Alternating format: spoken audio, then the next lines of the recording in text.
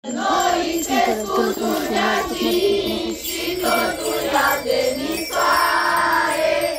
Aș vrea și eu să-ți mai cânt un corin, cu el să-ți cad la picioare.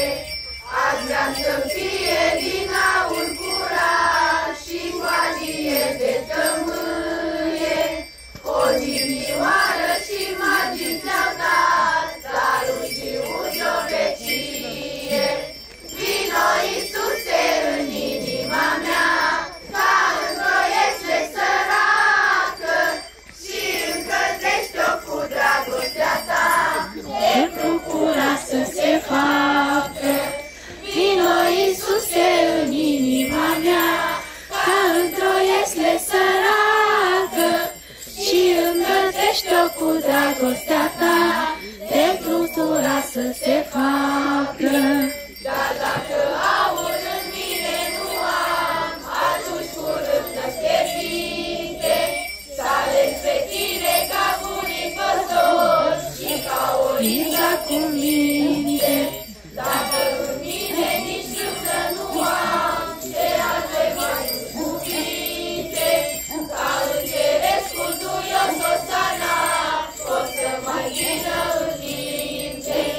Vino, Iisuse, în inima mea, ca într-o iesle săracă, și încălzește-o cu dragostea ta, pentru cura să se facă. Vino, Iisuse, în inima mea, ca într-o iesle săracă, și încălzește-o cu dragostea ta, pentru cura să se facă. De paie săracul meu sunt, care paie o mie, mâna cu ele să-mi fac așternut, nu coborât în vecie.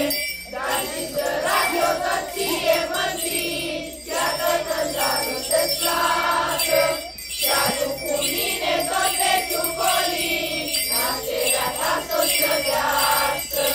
Vino, Iisuse, în inima mea, ca într-o iesle săracă, și încălzește-o cu dragostea ta, pentru cura să se facă.